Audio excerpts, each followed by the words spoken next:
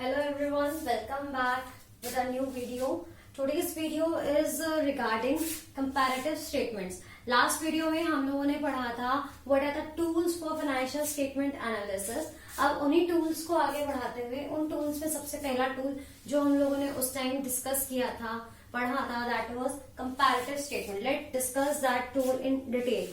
Now, firstly, what is comparative statement? Comparative statement actually होता क्या है? उसका नेम ही अपने आप को डिफाइन कर रहा है कंपैरेटिव. कंपैरेटिव का मतलब होता है टू मेक कंपैरिजन. कंपैरिजन किसका comparison? Comparison of the data. कौन सा data? Data of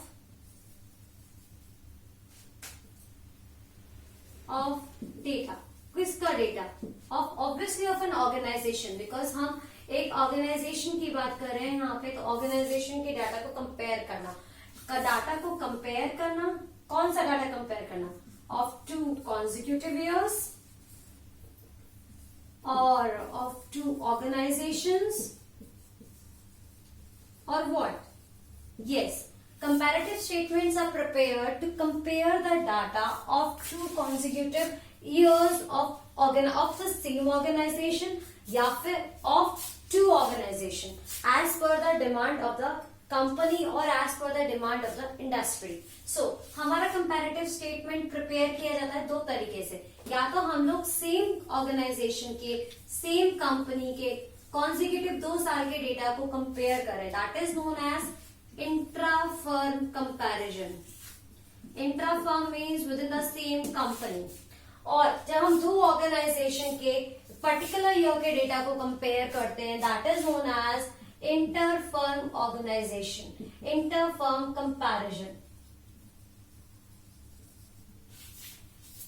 Now, secondly, data कौन सा कंपेयर होता है? हम लोग कौन सा डाटा कंपेयर करते हैं?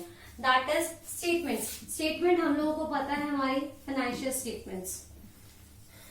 Financial statements as we are discussed in the last video. Financial statements कौन सी होती हैं? Financial statements are firstly profit and loss account. Secondly is your balance sheet. Now firstly अब हमें तो समझ में आ गया कंपैरेटिव हम लोग क्यों बनाते हैं, to make the comparisons and compare होता है हमारा फाइनेंशियल स्टेटमेंट. लेकिन इस कंपैरेटिव को बनाया कैसे जाता है, इसका एंड रिजल्ट क्या होता है, what was the benefits and everything. Firstly comparative को बनाने का एक पर्टिकुलर फॉर्मेट होता है according to the provisions prescribed under your Companies Act.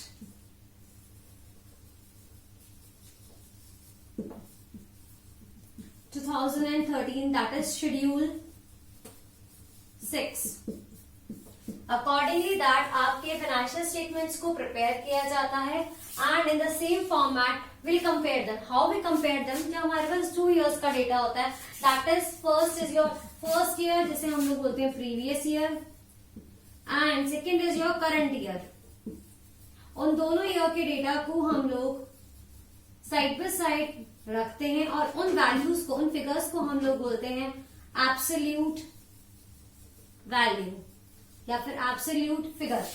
इस एब्सोल्यूट फिगर को या एब्सोल्यूट वैल्यू को हम लोग आप चेंज निकालते हैं. इसमें चेंज मीन्स कि जब हम एक साल से दूसरे साल में आए, वे first year same thing is employed in second year, तो उस डाटा में, उस वैल्यू में जो चेंज हुआ है, what is the change in the absolute value?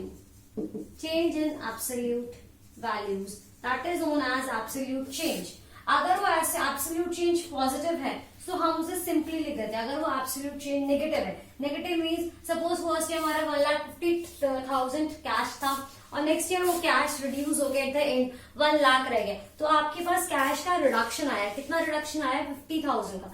तो उस रिडक्शन को हम लोग नेगेटिव सिंबल को, एज वी नो हमारी अकाउंटिंग में हम लोग नेगेटिव सिंबल्स को ब्रेसेस में लिखते हैं, ब्रैकेट्स में लिखते हैं. तो उस नेगेटिव सिंबल को, नेगेटिव वैल्यू को, नेगेटिव चेंज को आप किस में लिखेंगे? ब्रैकेट में लिखेंगे. इन द सेम वे जैसे आपने चेंज निकाला एब्सोल्यूट वैल्यू का, आप एक चीज और निकालेंगे हम लोग सारी चीजों को एक लेमैन को, जिनके लिए हम लोग ये कंपेयर कर रहे हैं सारा डाटा, उनको हम लोग वैल्यूज में नहीं समझा सकते, बिकॉज एक जनरल इंसान जिसको अकाउंटिंग नहीं आती उसको ये सब बातें समझ में नहीं आएंगी, तो उसे समझाने के लिए हमें परसेंटेजेस की फॉर्म लेनी पड़ती है to make the data more simpler and more easier. So will change that thing, will change that value change in percentage form. How we convert the same in the percentage form? Firstly हम लोग लेंगे हमारा change. Will use simple formula जो हम लोग को percentage का हम लोगों ने बहुत जूनियर क्लासेस में पढ़ा है. चेंज क्या हमारा चेंज हुआ है, डिनोमिनेटर में हम लोग लेंगे प्रीवियस ईयर की वैल्यू मल्टीप्लाई बाय 100 और सिंपली हम लोग कैलकुलेट कर देंगे हमारा चेंज. नाउ आज का हमारा टॉपिक हम लोग कंपैरेटिव में, अब हमारे दो टाइप की फाइनेंशियल स्टेटमेंट्स होती हैं. फर्स्टली हमारी बैलेंस शीट होती है, सेकेंडली हमारी प्रॉफिट एंड लॉस स्टेटमेंट होती है. सो आज हम लोग लेंगे सिर्फ comparative of balance sheet. This is the format of comparative balance sheet which is prepared according to Schedule 6 of Companies Act 2013. आप लोगों ने अभी ये नहीं पढ़ा. This is a new thing for you in 12th class. We'll have a discussion about this also in our next videos. But firstly, have a look at the format. Simply just go through it. It is as simple as you had started in your 11th class. जैसे हम लोगों ने 11th class में balance sheet बनाई है, हम लोगों ने टी शेप बैलेंस शीट बनाई है. ये हॉरिजॉन्टल बैलेंस शीट है, कोई चेंज नहीं है, कोई दिक्कत नहीं है. सिर्फ इसमें क्या है कि particulars as we had prepared note, क्योंकि यहाँ पे डिफरेंट टॉपिक्स होते हैं तो उनके अलग अलग और भी इनके सब टॉपिक्स या सब टाइटल्स आ सकते हैं, ये सब डिवाइड हो सकते हैं, तो उसके लिए note. Third column is your previous year data, जो आपका प्रीवियस ईयर का डेटा है जिसको आपको कंपेयर करना है. And second third column is your, fourth column is your current year data. Current year data जिससे हमें उस प्रीवियस ईयर के डेटा को कंपेयर करना है, 2 कॉन्सेक्यूटिव ईयर्स का data. Third fifth column is your absolute change. Absolute change means कि इन दोनों ईयर्स के डेटा में क्या चेंज है. क्या चेंज मीन्स इंक्रीज हुआ है या डिक्रीज हुआ है. Same the formula is C equals to, this column is C equals to B minus A, current year minus previous year. If the change is positive will write as it is, अगर change negative होता है will write it in the brackets. तो sixth column is your percentage change. Means जो change हुआ है उसको हम लोगों ने सिंपली परसेंटेज में कन्वर्ट किया है. वही फॉर्मूला यूज किया जो हम लोगों ने अभी डिस्कस किया था. हमारा C column that is your change column upon A column is your previous year data into 100. ऐसे ही हम लोग हमारी सारा बैलेंस शीट का हर स्टेप का चेंज निकालेंगे और फिर टोटल करेंगे. And same way will calculate the same for the other side of the balance sheet that is assets. हमारी बैलेंस शीट के दो साइड होते हैं. First side is your equity and liabilities. Equity and liabilities के अंदर हमारा first part आता है share holders fund, share holder fund या फिर हमारा कैपिटल, जिसके अंदर हमारे दो सब पार्ट आते हैं. A is your share capital, B is your reserve and surplus. Second हमारा इसका पार्ट आता है इक्विटी एंड लायबिलिटी का, non current liabilities. Non current liabilities as we know, non current liabilities हमारी कौन सी होती हैं, जो लायबिलिटीज हम लोगों ने मोर देन 1 ईयर बिजनेस में ले रखी होती हैं. इसके अंदर हमारे दो चीजें आती हैं हमारी. First is your long term provision, second is your long term borrowings for more than 1 year. Third इसके अंदर आता है हमारा current liabilities, those liabilities which the business had taken for less than 1 year. इसके अंदर भी हमारे सर्टेन सब डिविजन आते हैं. First is your short term borrowings that is for less than 1 year. Second is your trade payables. Trade payables हम लोगों को पता है, ट्रेड पेबल्स के अंदर हमारी दो चीजें आती हैं. Firstly your current sundry creditors and secondly your bills payable.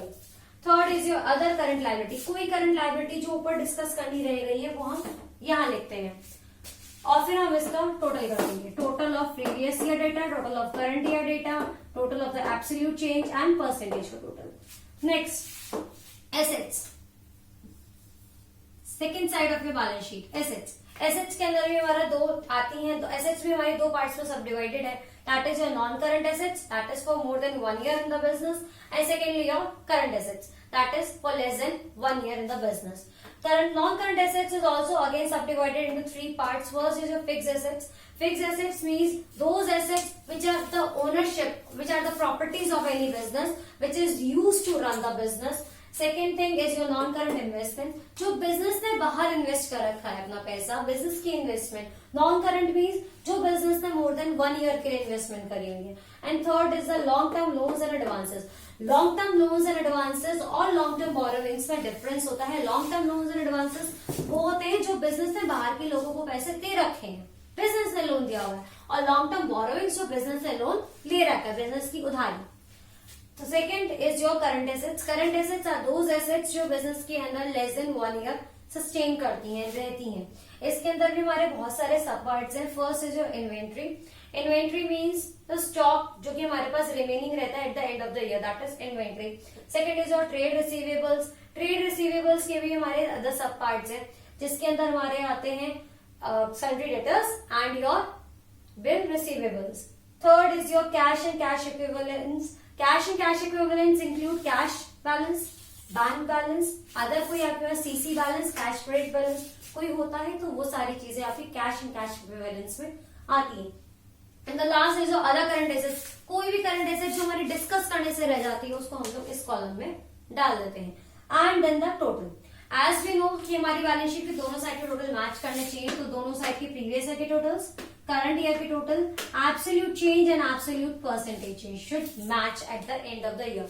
Now students, if you want me to discuss any particular question, then send me the screenshot of that question in the comment section, and I hope you understand this topic, and still if you had any doubt about that, then comment me in the comment section.